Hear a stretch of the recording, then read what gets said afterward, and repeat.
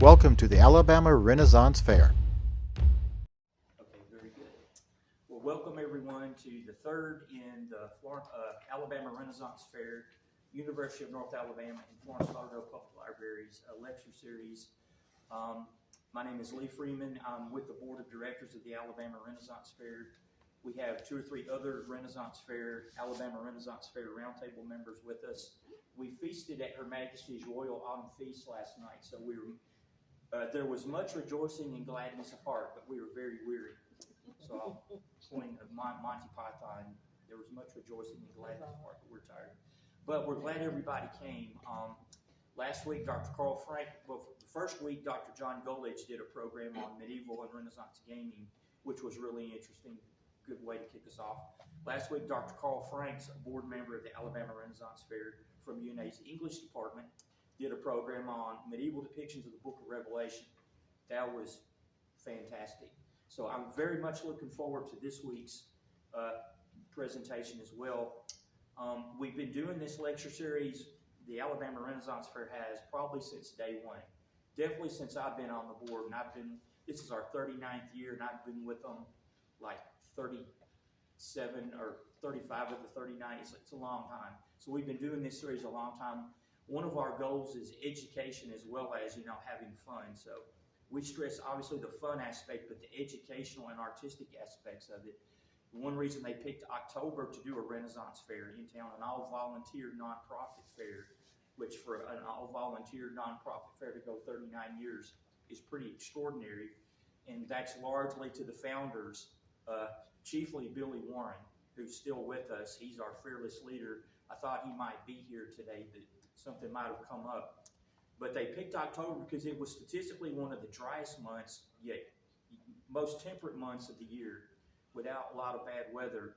And it was also during the school year where they could tie the Renaissance Fair in with curricula, medieval European history, English literature, Shakespeare, Beowulf, anything medieval Renaissance. And so here we are. The whole month of October is Renaissance month. We do a series of medieval Renaissance themed events all month, 3 lectures each Sunday leading up to the fair. Her Majesty's Royal Autumn Feast was last night. It's always the 3rd weekend, and then the fair itself the 4th weekend. So come out and make merry with us at Fountain on the Green, aka Wilson Park, where we will have some revels. One of the things, as I said, that the Alabama Renaissance Fair stresses, and I'm on the education committee of the board, and it's very important to us, is education. So this lecture series, the one way we keep because Renaissance fairs, you all have who's been to our fair or other Renaissance fairs, well as Dr. Mikowski of UNA's history department, which we'll be doing medieval archery behind the Kennedy Douglas Art Center, so come shoot some longbows and crossbows with us. He says Renaissance fairs are catch-alls for anything old. Well, they also are catch-alls for anything, fantasy. You're liable to see hobbits. Somebody may ask, where's Xena the Warrior Princess or Hercules? So we try to keep our fair grounded in actual medieval Renaissance history. One way we do that is with this lecture series. So we're pleased today to have Dr. Stephane Coker of the University of North Alabama Languages Department, Associate Professor of French, as our speaker. Her academic, this is her curriculum vitae. This is double-sided, but it's still very impressive. She got, and I won't read all of it, I'll just go over the highlights. She got her BA in French at Mississippi College in 2000, her MA in French in 2004 at LSU, and in 2007, her Ph.D. in French at LSU. She got a professional superior rating oral proficiency interview. It's a very impressive resume.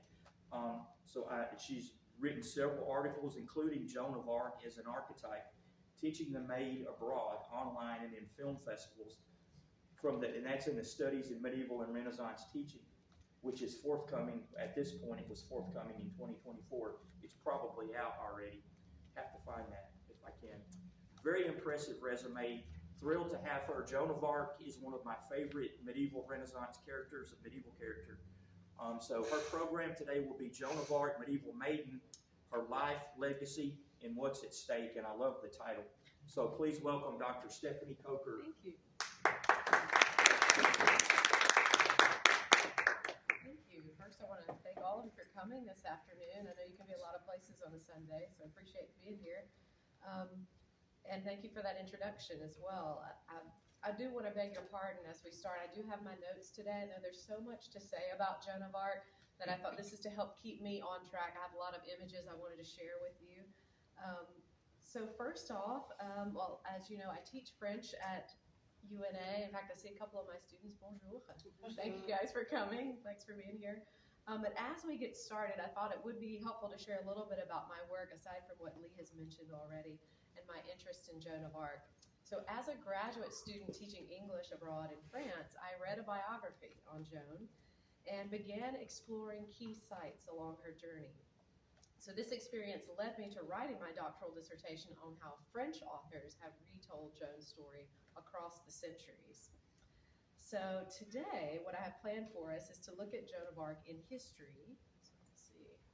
So this is kind of where we're headed today, looking at Joan in history and also examine her legacy as we grapple with what's at stake, pun intended. As you see, we'll begin with the early years, Joan's military exploits and her trials. In the latter half, we'll discuss Joan's treatment in literature and on screen, and we'll see various memorials to the Maid before we conclude with her prevalence in popular culture. And also, I'll save some time near the end if folks want to ask any questions or if we have further discussion. We'll have time for that. And by the way, the image you see here is one made of Joan during her lifetime and is found in the Parliament Register in Paris in the 1420s. And she was a figure drawn in the margins there.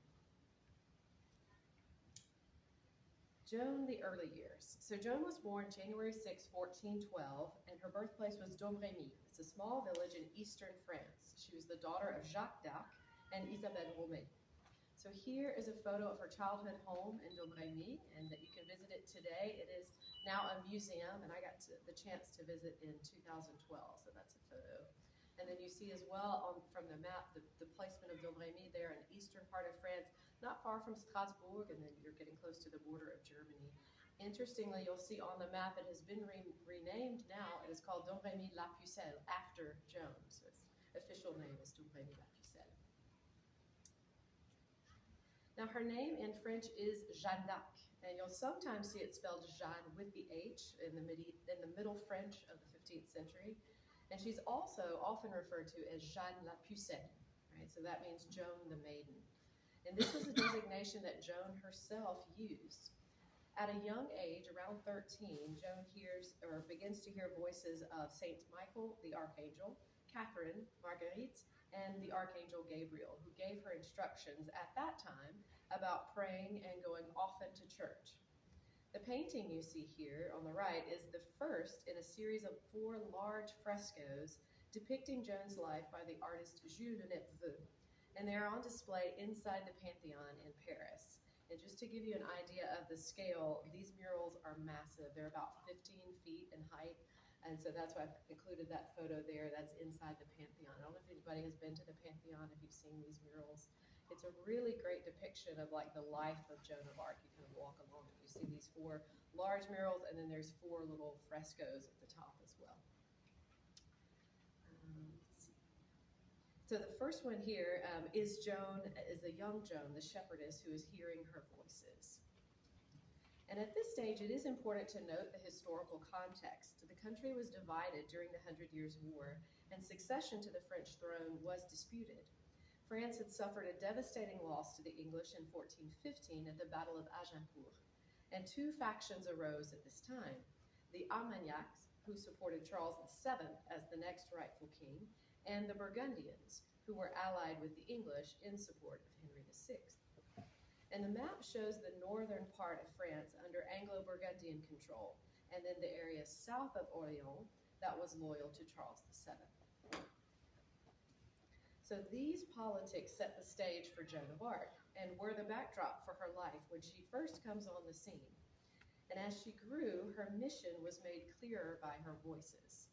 It was, 1, to see the Dauphin Charles crowned king, and by the way, that term Dauphin is a way of indicating the heir. That was the title given. So the Dauphin Charles crowned king, and secondly, her mission was essentially to kick the English out of France. And as a first step, Joan must visit the nearby town of Vaucouleurs to gain the support of a French nobleman, Robert de Baudricourt. And here's an image of Vaucouleurs taken during my visit in 2012. You can still see these old remains there in the town. In persuading Baudricourt to support her, Joan continued on to the village of Chinon to meet the Dauphin. As the story goes, he tried to hide among the courtiers, but Joan, having never met Charles, was able to pick him out of the crowd. And this event perhaps helped to convince the Dauphin of Joan's mission and substantiate her claims of hearing divine voices. And these photos taken in 2003 capture the remains of the Great Room in the Chateau of Chinon, where Joan met Charles in February of 1429. She would have been 17 at this point. Shortly after, Joan made her way to the town of Poitiers, where she was examined by theologians in March and April of 1429. There, she was questioned about her voices and also examined physically in order to confirm her virginity and thus authenticate her claim as Pucelle, that she really was the Maiden. This picture, taken in 2005, you can see the memorial to Joan that actually stands behind this cathedral in Poitiers. After Joan's examination, Charles gives his full support, providing her with soldiers and armor. In a relatively short period of time, Joan has quite a few military exploits, including success at Orléans, Jargeau, Mans, Beaugency, Patay, Troyes, and Lagny. So this image is taken from my colleague Scott Manning's website, where he maps out Joan's victories and losses. And among these military successes is probably the most notable, and that is Orléans. So on May 8, 1429, the siege was lifted at Orléans, and this is a turning point for the French in the Hundred Years' War, as they started to gain momentum in reclaiming territories that were held by the English. It is this one that is the greatest triumph of Joan's military campaign, as the city of Orléans had been under siege for about 7 months. And from the map here, you'll note its placement as the northernmost city that remained loyal to Charles. And on the right, this is another painting by Jules Lenepveux in his series of 4 frescoes in the Pantheon. And this one depicting Joan's remarkable victory at Orléans. As a result, the success at Orléans leads to more victories for Joan in the Loire campaign, and ultimately takes her to the city of Reims, where Charles was crowned king. Joan was present at the coronation on July 17, 1429. And this painting by Lenepveux depicts Charles on his knees receiving the crown, while the maid is standing beside him with her banner and sword. And on the right is a photo I took in 2012 when I visited Reims, and you see a statue of Joan of Arc on horseback near the entrance to the cathedral. In examining the maid's military career, we find that she did experience losses, right, including the cities of Paris, where she was wounded in September 1429, also in La Charité, in Choisy-au-Bac, and finally in Compiègne, where she was captured in May of 1430. The photo on the right was taken when I visited Compiègne in 2018, and Compiègne is a small city just north of Paris, not far. Following Joan's capture by the Burgundians at Compiègne, she is imprisoned at Beaurevoir. She is sold to the English and ultimately brought to Rouen for her trial. Here's a photo taken during my visit to Rouen in 2012, and this city is significant in Joan's story because it is her final stop. This is where the full trial will take place in Rouen. And I love visiting these cities in France because you see this kind of juxtaposition of the medieval next to the modern, and it's really, really interesting. From January to May 1431, Joan was tried as a heretic in Rouen. On the left, you see a photo of the old market square where Joan was executed. And there is a sign indicating in 3 languages, so it's in French, in English, and in German, that this is the location where she was burned. Today, you'll also find a church that has been built right beside the square. On the right is another painting by Lenepveux showing Joan at the stake. Regarding Joan's trial in Rouen, the numerous charges brought against her include wearing men's clothing, claiming to have divine visions, defying the church, sorcery, and blasphemy. Thanks to the trial transcripts, we have access to Joan's testimony, and we can see how she was questioned. It's interesting to note that despite her examiner's attempt at trying to trap her, Joan evades their cunning questions. One of the most famous lines from the transcripts is when they ask Joan if she is in a state of grace, to which she replies, "If I am not, may God put me there, and if I am, may God so keep me." Thus, she confounded her judges with eloquence, despite her humble status as an illiterate teenager. Near the end of the trial, we learn of Joan's abjuration, when, for fear of the fire, she renounced her visions to save her life. Soon after, though, she recanted, changing back into men's clothing, and she was declared a relapsed heretic. As a result, she was burned at the stake on May 30th, 1431. And the painting on the left depicts Joan at the trial, and it's by artist Paul de la Roche from 1824. Joan's first trial is known as the Trial of Condemnation, which resulted in her execution in 1431 at the age of 19. A few years later, there would be a second trial known as the Rehabilitation Trial or the Nullification Trial in 1456, which was a posthumous retrial that annulled the sentence. It was not until centuries later, though, that the church formally recognized Joan when she was beatified in 1909 and canonized in 1920, becoming Saint Joan of Arc, almost 500 years after her death. Her feast day is celebrated on May 30th. And the photo on the right shows a memorial to Joan in the Notre Dame Cathedral in Paris, which is where the rehabilitation trial took place. This statue is by French sculptor Charles de Vergne and was commissioned after her canonization in 1920. So we'll switch gears a little bit. I know we talked about Joan in history. Now we're going to move into the legacy portion, beginning with literature.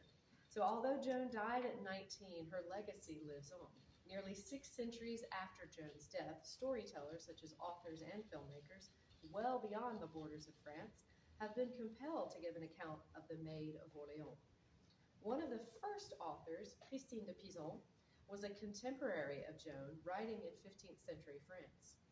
During the Maid's lifetime, Pizan penned her epic poem, The Tale of Joan of Arc. It was called the Dittier de Jeanne d'Arc, immediately after Charles VII's coronation in Reims in 1429.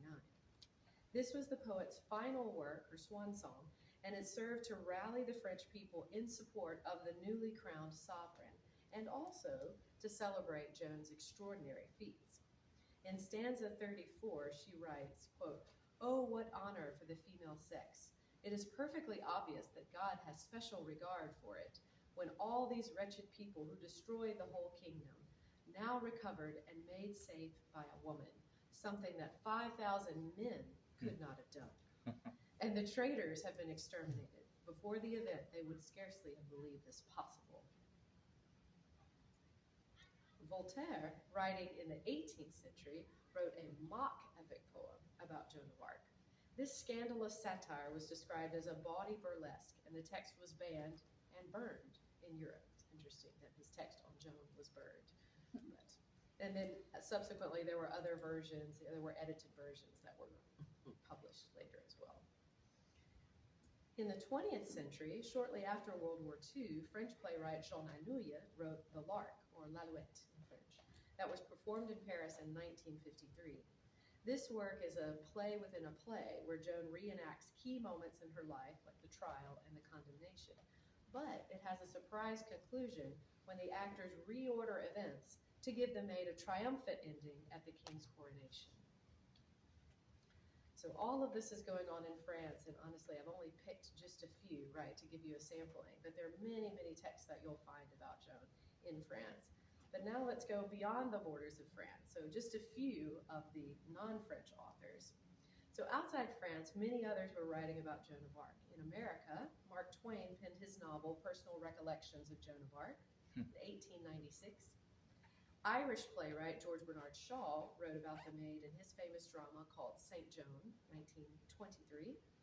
And even German author Friedrich Schiller penned a play on Joan, somebody help me with the German, Die Jungfrau von Orleans, maybe? The Maid of Orleans. That premiered in 1801. So those are a few other literary accounts of Joan. But now let's talk about film and TV. The Maid's legacy also continues on screen. Aside from the various documentaries about her life, Joan has been the subject of many, many movies. Today I'll mention only a few films, beginning with 3 that we've screened in recent years on campus at the UNA French Film Festival. The first one you see there, Carl Theodor Dreyer directed The Passion of Joan of Arc, La Passion de Jeanne d'Arc, in 1928. This was a silent film starring René Falconetti, whose portrayal of Joan is perhaps the most celebrated. The second poster is from the film Jeannette, The Childhood of Joan of Arc, which was a rock musical from 2017, directed by Bruno Dumont, and starring Lise Le Plat Prud'homme and Jeanne Voisin as Joan. And the filmmaker Dumont made a second movie about the Maid in 2019, and his film Joan of Arc, starring the same actress, Prud'homme, was a continuation of Joan's story after her childhood, and it focused on the trial.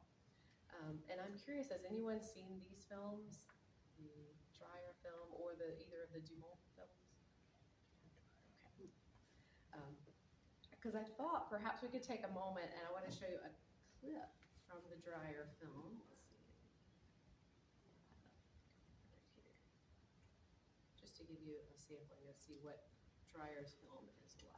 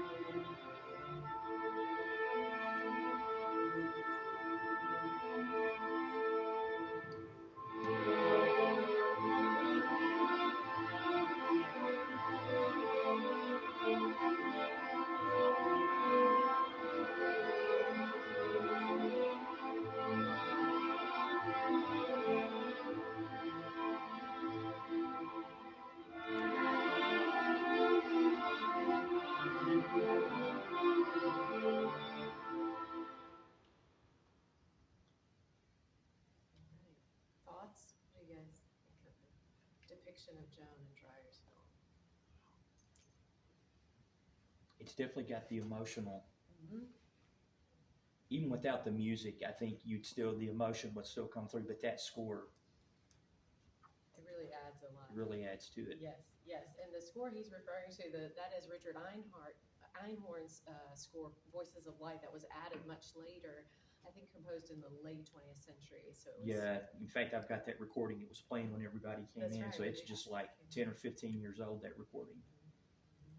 And as you mentioned too, we see the emotion of Joan in that, in the film, and that's one thing that Dreyer's film is kind of known for. He's got these incredible close-ups on the actors, which was kind of an unconventional thing at the time. And so his film is probably, as I say, one of the most celebrated. And it's a miracle that copies of it even survived. It's kind of like That's right. Nosferatu. It's a miracle any copies of that survived. But I think they found a good workable copy at a Norwegian mental hospital that they were able to. Right. Yeah. We thought the film had been lost, and then it was recovered there. So yeah, it's a miracle that we even have this film. That's right. That's right. All right. Well, let's continue with a few other French filmmakers. Since the very beginning of cinema, Joan of Arc has been a top choice for directors. In 1900, Georges Méliès made a short film, Joan of Arc, and it's about 10 minutes long, starring Jeanne Calvière. In 1962, another French filmmaker, Robert Bresson, made his movie, The Trial of Joan of Arc, Procès de Jeanne d'Arc, starring Florence as Joan. And in 1994, Jacques Rivette made a two-part feature, Joan the Maid, The Battles and the Prisons, starring Sandrine Bonnaire. And that one is like two feature films. So you've got one focusing on the battles, one on the prisons. So those are just a few of the French filmmakers, but we also have representations of Jeanne in America, right? So the Hollywood Joans, Cecil B. DeMille made a movie called Joan the Woman in 1916, starring Geraldine Farrar. And director Victor Fleming created his own Joan of Arc in 1948, starring Ingrid Bergman. And in 1999, Luc Besson's controversial take on Joan was called The Messenger and starred the actress Mila Jovovich. I don't know if anybody has seen any of those. Yeah. Yes. The Messenger, I feel like, was pretty popular, again, and not too many years ago, but also a very controversial take on Joan because we were talking about this prior to the lecture starting. But this one is the one that has Dustin Hoffman, Faye Dunaway. There's some names that you would recognize in the movie, but Dustin Hoffman plays this character where he's the conscience of Joan, and he's wearing this black hood, and he's asking her questions, and it really makes us as the viewer kind of question Joan's sanity. Did she really hear the voice of God, or was she going crazy? So this one is interesting as well. But let's talk now about Joan on TV. In America, we've seen several iterations of the Maid story on television. The Lark in 1957 was an adaptation of Jean Anouilh's French play L'Alouette that I mentioned earlier. It starred Julie Harris, and the teleplay aired on NBC Hallmark Hall of Fame. And in 1999, Christian Duguay directed the TV miniseries Joan of Arc, starring Lili Sobieski. That's the one in the middle there. And the third image was a promotion piece for Joan of Arcadia, the TV series created by Barbara Hall that originally aired on CBS from 2003 to 2005, starring Amber Tamblyn, the actress Amber Tamblyn. And here you'll notice the tagline on the poster, "What if you were chosen to make a difference?"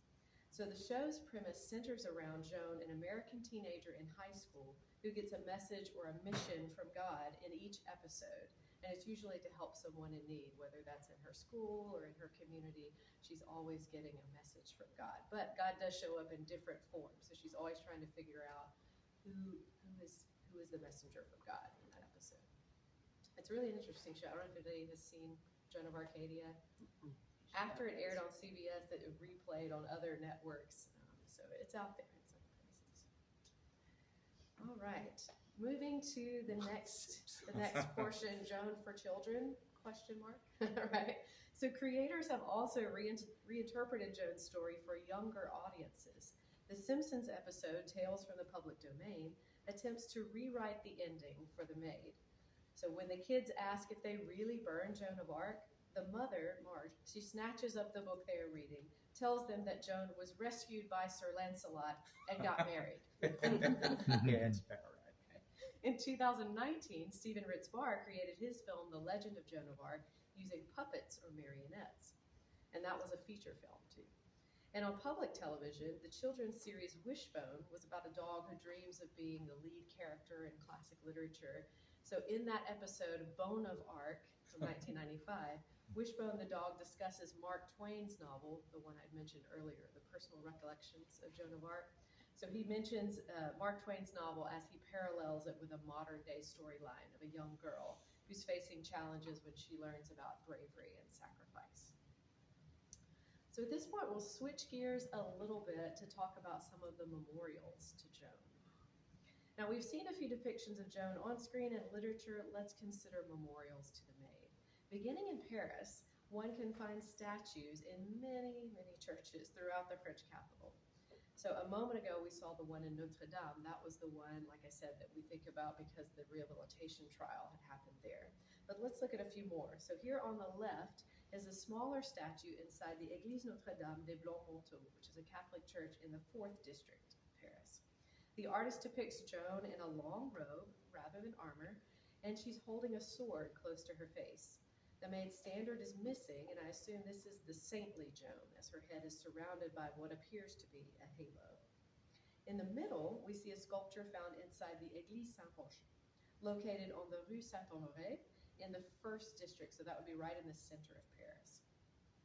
This unique statue depicts Joan walking or perhaps marching, and the Maid is wearing a long flowing skirt, and she looks upward with her hands clasped while she holds her standard.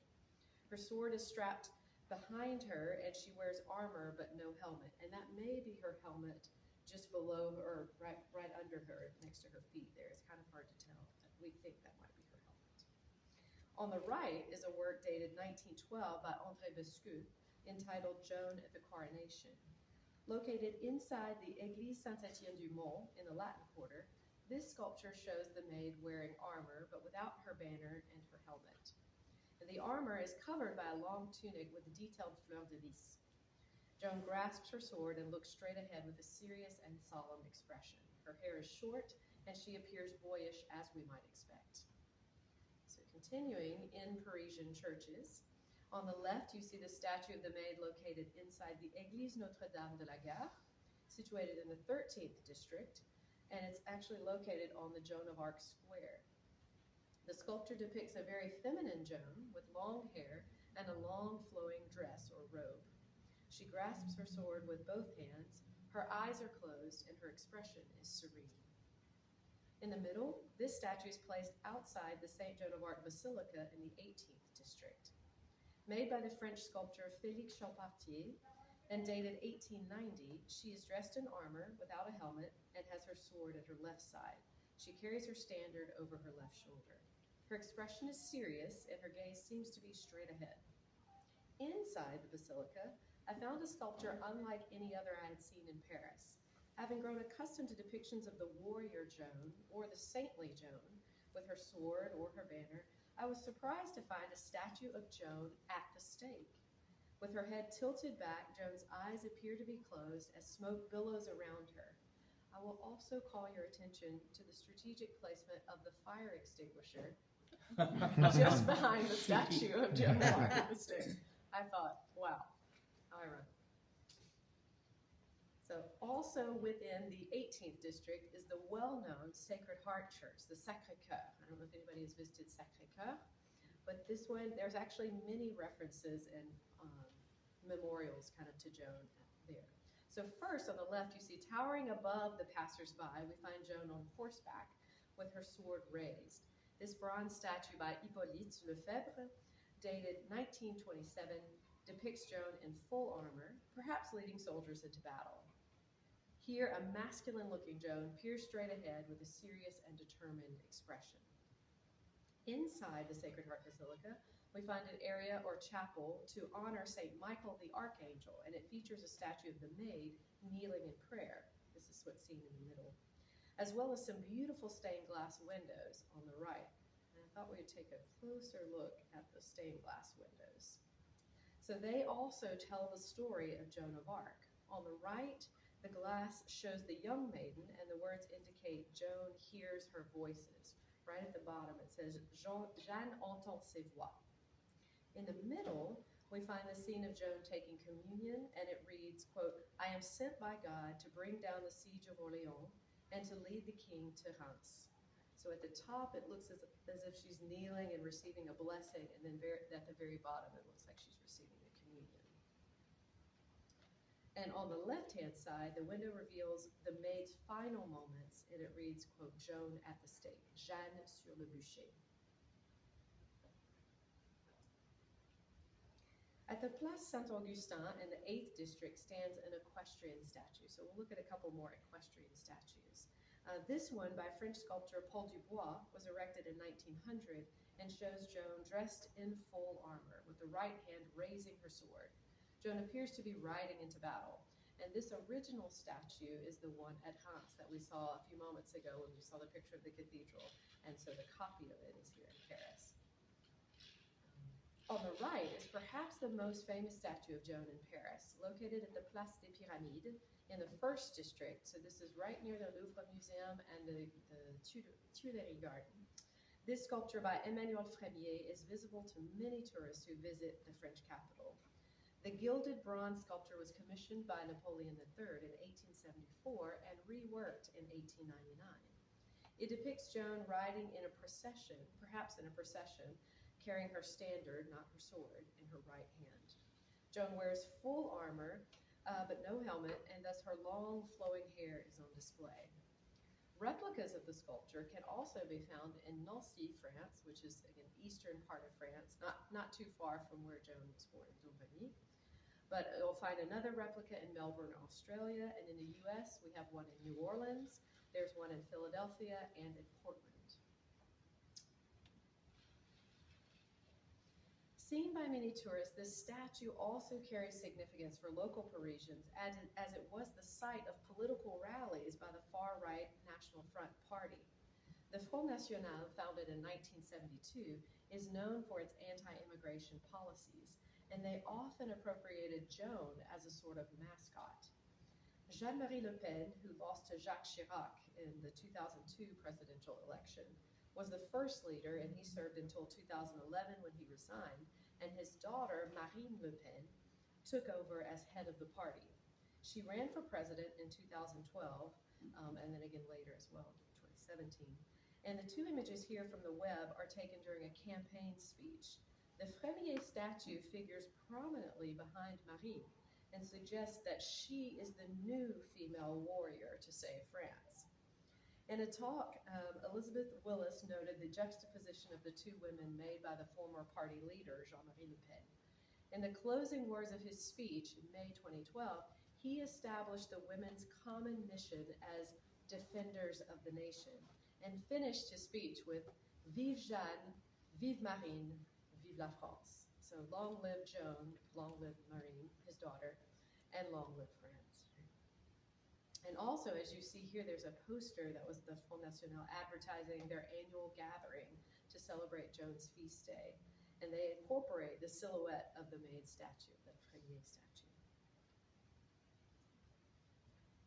So in the 13th district, visitors are perhaps surprised to find many references to Joan and her life story throughout the neighborhood. So we've seen a lot of them in churches, right, and in public squares, but you'll find other references to Joan elsewhere. So near the church Notre-Dame de la Gare, I saw many street signs and businesses that pay homage to the Maid and her life. There are streets named for key cities such as Domremy, Pâté, and Reims, as well as key players and Joan's comrades like Dunois, La Hire, and Zontrailles. And local businesses like the pastry shop bear Joan's name, as well as the square. You see the Place Jeanne d'Arc. There's even a bar, cafe, named for the Maid, and her name appears on the neighborhood post office. You see the Paris Jeanne d'Arc. Right. So out in the square, but also you'll find her, as you would expect, in the traditional museums, right?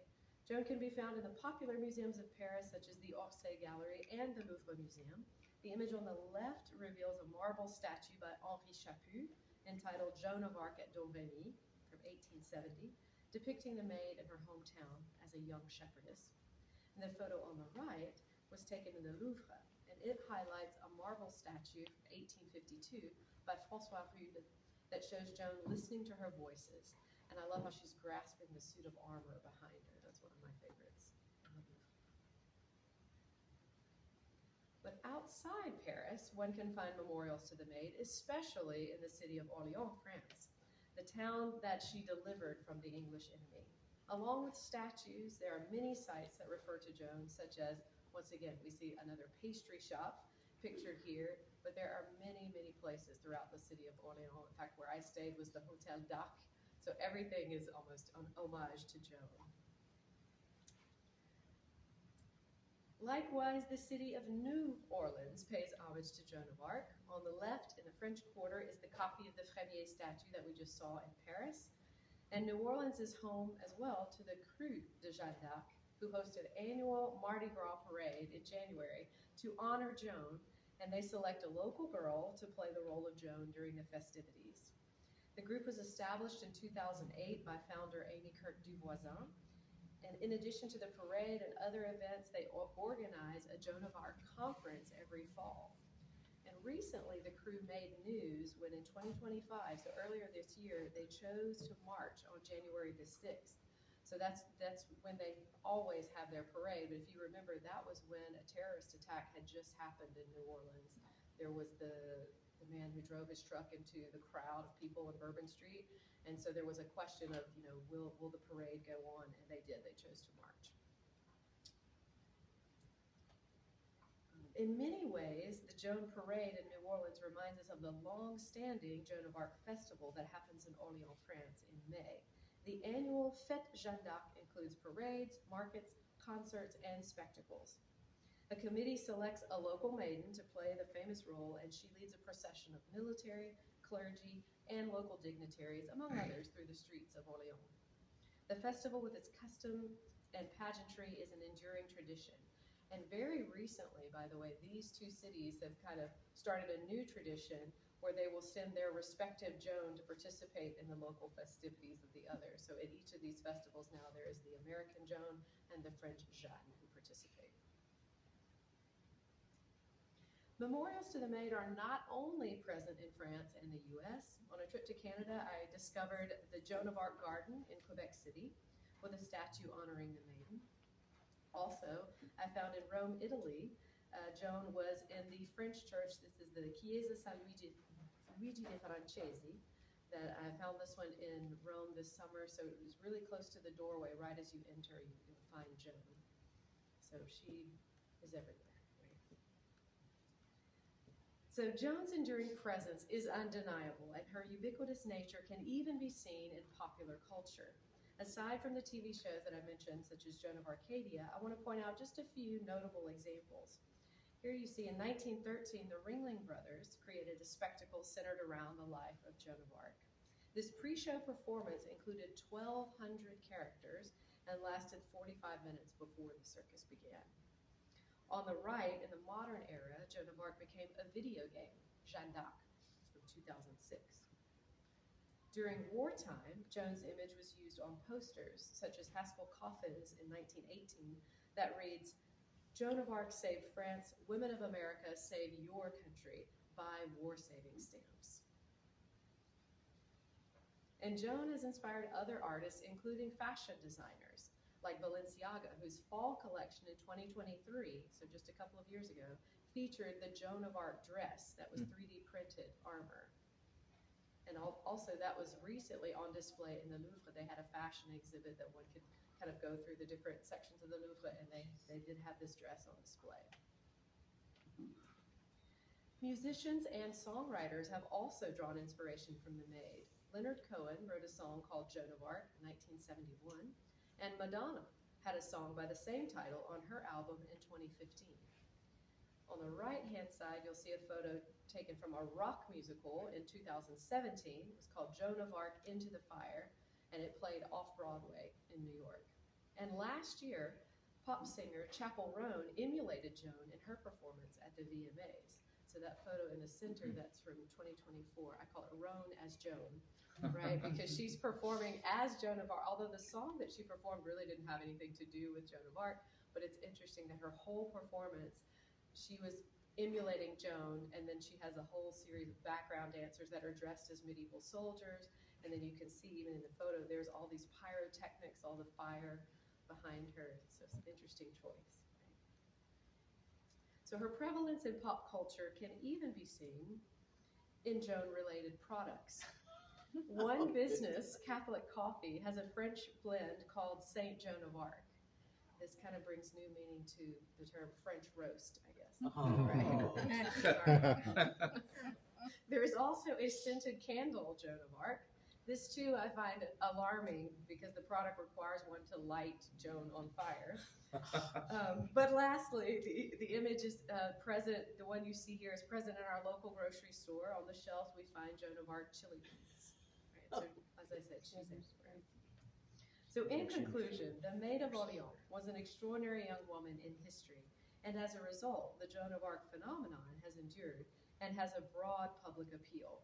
In teaching about Joan in my classes, I witness how often people connect with her in different ways. Right? For the feminist, she represents the triumph of woman. For the spiritual, the Maid embodies self-sacrifice and devotion to God. Her martyrdom even renders her a Christ-like figure.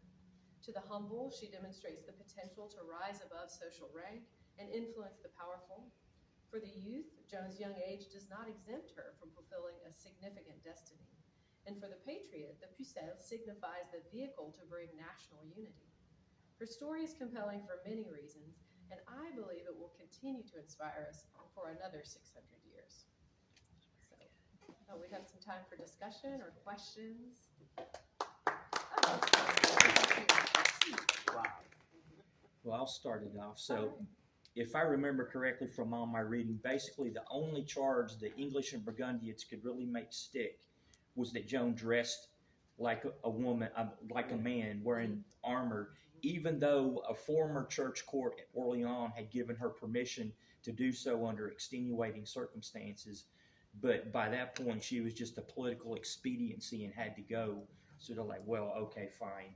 She's got to go. We don't care that the earlier church court gave her permission to wear armor in battle. Right. As you mentioned, so we saw there were several charges brought against her, but that seemed to be the biggest problem that people had an issue, or at least her judges had an issue with the notion of cross-dressing, that was even though she had God's word. A church court at Orleans had given her permission to do so, but don't bother us with facts. We've already made up our mind. And the more I read the trial transcripts, I mean, we're talking about the Luc Besson movie, where you don't really know if she's crazy or not. The trial transcripts, if they're recorded faithfully, she doesn't come across as schizophrenic to me at all. Right. So, to me, we see her eloquence, as I said, in responding to her judges. Again, considering her background as an illiterate teenager, not really having any upbringing education-wise, it's astounding to me how she responds to the judges. I did a program on Joan for the Renaissance Fair 20 years ago. Terry Pace did one on Joan of Arc in the movies, and I did the historical Joan. And somebody said, well, what about those visions and what about the miracles? I'm like, as a Protestant Christian, I just have to suspend my disbelief and accept them at face value. And she doesn't come across, again, as schizophrenic at all to me. And it's interesting that you mentioned that as a Protestant, I feel like maybe we're more inclined to believe or to think she could have heard from God. But think about Joan being in a Catholic tradition. That was not her place to hear from God, right? That would always come through the priest if you were receiving a message from God. So unless you're a mystic like St. Bridget or someone. Right. But here's this. Even then, though, the regular everyday Joes, Catholic Joes, nobody would listen to them. And even if they were a nun like Catherine of Siena, they wouldn't. And then the three children in Portugal, nobody would believe them. And then, of course, the famous one, Guadalupe. The Archbishop said, well, you got to bring me something. Make sure that this is not the guy down under talking to you. Right. So, and the church was, I mean, people think the medieval church was gullible, but they really had standards. They didn't just accept anybody that claimed they'd seen a miracle. They really tried to authenticate whether this was true or not. Right. And that's why we see Joan kind of going through a series of steps of trying to prove her authenticity so that Charles knew that he could believe her and support her, and then the church as well, kind of, so that she could get her backing before she could even go to the battlefield, right? At the end, she just became a political liability. She did what she was supposed to do. Now I'm king, so now let the English and Burgundians have her. Well, it's not like they had photographs of him circulating either, that she was able to pinpoint him. Right. Not having seen him. That's the miraculous story kind of associated. And I wonder if that is part of the reason why Charles does begin to believe her, right, at that point, because she picks him out. In the Sobieski miniseries, that's one of the key things that convinces Charles, because she picks him out of a crowd and doesn't know him from Adam. She goes, that's him. Doesn't Shakespeare reference her in one of the Henry VI plays? Yes, he does. He does. My good friend, if you're interested in that, my friend Gail Orgelfinger has written a book on Joan in the English imagination, where she looks at how British authors have focused on and used Joan in their work. So Shakespeare is one of those. I think it's Henry VI, but she is a character and not kind of well portrayed, of course, because he's writing from the English perspective, right? But she is. So there are no statues of Joan in England. Not likely. Probably not, certainly not as many as in France, but I'm curious. I haven't been back to England in a few years, but she seems to pop up in most places, so it's interesting. That's interesting. I'm curious, kind of your coming to the talk, what were people's experience with Joan as far as maybe where did you first learn about Joan of Arc or hear about Joan of Arc? I don't know if that was in school or in one of these movies or... Actually, there was a film, anthology movie. It was The Devil and an Angel Judging Mankind, and there's one sequence where they're showing Joan, but they're showing her at her execution, how humanity often punishes their visionaries. Well, I saw the Ingrid Bergman movie as a kid, and I was asking my mom, why are they burning her? What did she do? And she said, well, they're burning her. I think my mother said they're burning her as a witch, which wasn't technically right. But I think that's actually where the footage came from. yeah, and now as a medievalist, I'm interested in the medieval history, so anybody interesting like Joan I read about. But my first thing was like TBS, they did that Ingrid Bergman film. Mm-hmm. And I said, wow, this looks interesting because the guys with the swords and stuff. But why are they burning that woman? And you'll find some of these classic, like Turner Classic Movies will replay the Passion of Joan of Arc, the Dreyer film, and different ones like that you can catch on TV. That's really cool. I saw the Wishbone movie as a child. Oh, did you? So Yeah. you saw it on Wishbone. Yeah. Right. And then just kind of growing up, my family's Catholic and from New Orleans, so Mhm. she's kind of a figure Right. in the background. I think she's kind of like some of those semi-historical figures like King Arthur and Robin Hood may or may not be real, but each generation, each group reinterprets that figure to suit their social, economic, political, whatever they're doing. Mhm. Joan can be all things to all people. Right, that's kind of what I feel. As I said at the end, like she's got this broad public appeal where we find something we can latch on to, regardless of where you're coming from. Eli? I know I was also introduced to her as a witch at first. I remember I didn't have any sort of like cool movie experience. I was in high school. I was doing this project where we were told to do like some research project. And at the time I was interested in stuff like the Salem witch trials. So when I heard that there was a witch on the list, I was like, oh cool. So I went through the names. I looked her up and found out she's just a knight. What's good about her? Right. This is no witch. Get this out of my way. She was accused of, but she was not, right? Yeah, but afterwards I was like, oh wait, she was tried as something that people conflated for a witch, and that's sort of where my interest began. And she, correct me if I'm wrong, she's the only condemned heretic to actually be granted sainthood. Right.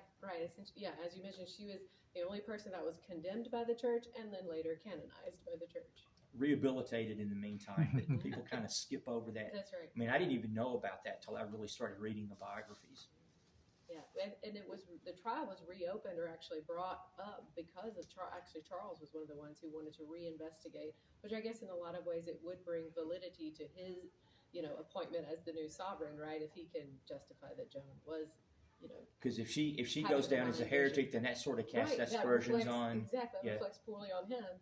So the case is reopened, and also thanks to Joan's family and her mother were the ones that brought it up, and but again, this was probably 25-ish years later. She was In 1456 or something like that. At which point the 100 Years' War is over. There's politics to be gained by. Yeah, Charles is king now. That's not going to change. So let's just prop this up and sort of backtrack and smooth out all the rough edges. Well, in order for her to have been beatified and canonized, she had to have some miracles. And That's she right. does. That's right. Yeah. Yes, all of that has to be documented as part of the So process. now you're thinking these Yeah. people are probably going, I guess she wasn't a heretic. Duh. Mhm. Because she was able to, these people were able to have miraculous cures through her intercession. Mhm. Well, to me, the whole trial was just political expediency. Well, yeah. We don't care whether she's a saint or not. She's in the way now, so we got to get rid of her. And she's dressing up like a man. She's Yeah. not supposed to be doing that. Well, I think that was political too. I And mean, the they English- ignored that the church court at Orleans had given her permission, because if you're going to lead troops in the battle, you've got to have armor on if you don't want to Exactly. die. I mean, you think about the practicality, she needed to be wearing men's clothing. And she in got order permission to do it, right, but that's to do her job. another inconvenient fact. Let's blow For over the that. English, it She's a was- liability and she's got to go now. For the English, it also would have been a case of getting even. Here's someone who's humiliated in a battle. Oh yeah, multiple it's times. total political expediency. So- She's got to go one way or the other. We need to discredit her, and She was already becoming a cult figure anyway, so we got to cut this off before it gets any further. Okay, yeah, it was a pro-English court too, so, Yeah. Right. not the French religious court, Right, because exactly. they would have said, why were we even bothering Right. with the Yeah, English? the archbishop that presided, wasn't he Burgundian? Yes, I think you're talking about Pierre Yeah. Cochon. So he had no real vested interest in, because he's in the pockets of the English and Burgundians. Right. And you see a lot of this even in the Luc Besson film, The Messenger. You see kind of what looks like the corruption in the courts and how they're, like you're saying, it's Well, expediency. We've got to get Joan out of the Well, way. even the guy who didn't raise his hand at first, and he's getting the look, Yeah. and he reluctantly raises his hand. Mhm. I'm outnumbered. Right. Nothing I can do, because he knows if he holds his stance, he loses position in the church. Mhm. Right. The pressure to conform. Yeah. Other comments or thoughts that Joan has inspired? I thought it was interesting that she was beatified the same year that women's suffrage happened in the U.S. That is interesting. I hadn't made that connection. Yeah. And I was curious because I was looking at why did it come up in 1909 for the beatification, and then much later, as we were saying, or a few years later, in 1920, the canonization. And there was a bishop of Orleans at that time, so the mid 1800s, who was kind of the one leading the effort to look at getting her beatified. And it was also because during that time as well, there were some secular historians who were writing about Joan, and I think that kind of revived interest in her as a figure. And so then it kind of turned, and folks were starting to look at, we should explore that. And Well, the so, feminist movement was just starting to really ratchet up anyway. Mhm. But I wonder, in Burgundy, how many churches are there with statues of Joan? That would be interesting. If they've said, "Oh, we were so wrong. How could we do that?" Right. Road trip. There you Yeah, go. your next vacation trip. That's right. go to Well, we do Burgundy. take a study abroad trip. UNA, we go to Paris, and so that was a photo of the famous Ingres painting. So our students, we go to the Louvre, and so I was able to teach a class on Joan of Arc in Paris.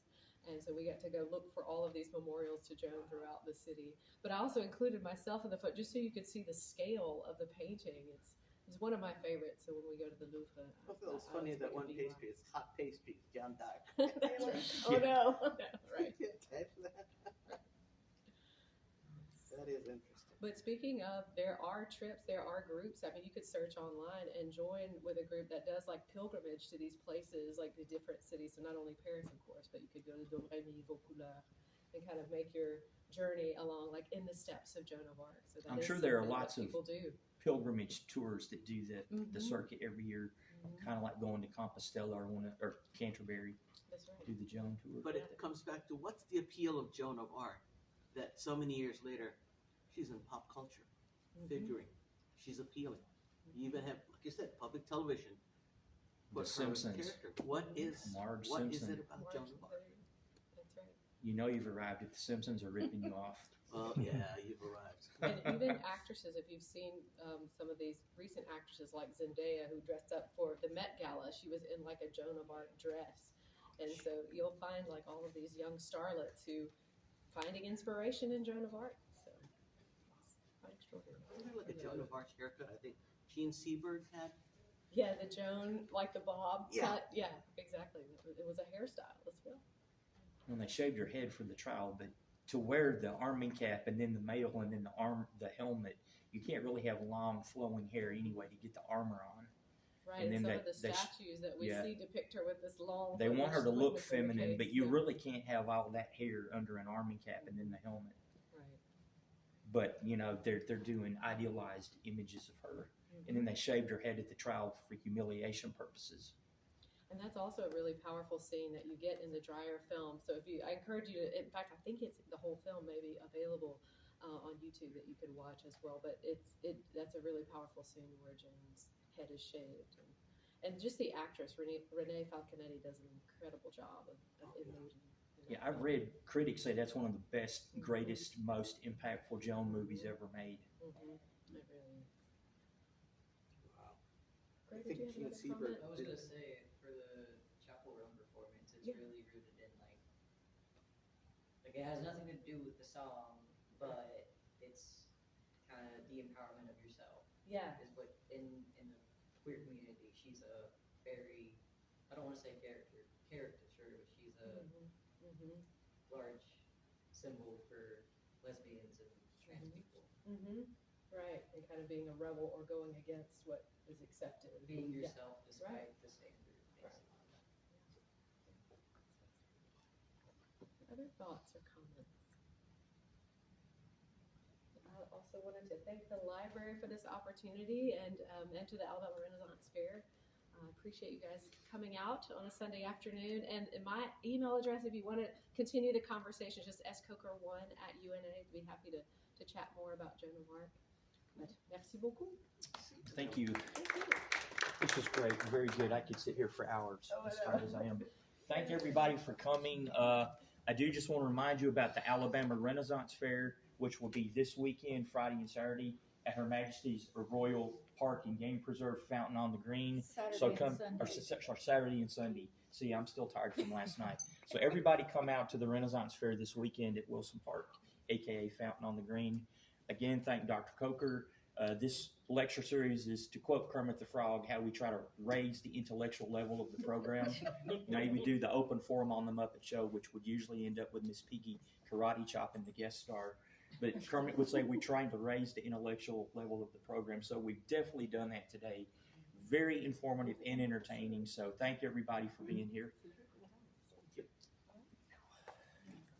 Oh, it will be available. Chris will edit this and get it on the Alabama Renaissance Fair Facebook page. I think if Dr. Coker would like a copy, we can make that happen.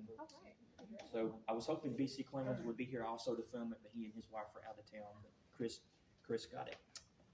So Christopher's one of our Renaissance Fair people, and Mav, she's Duchess Mav, former queen.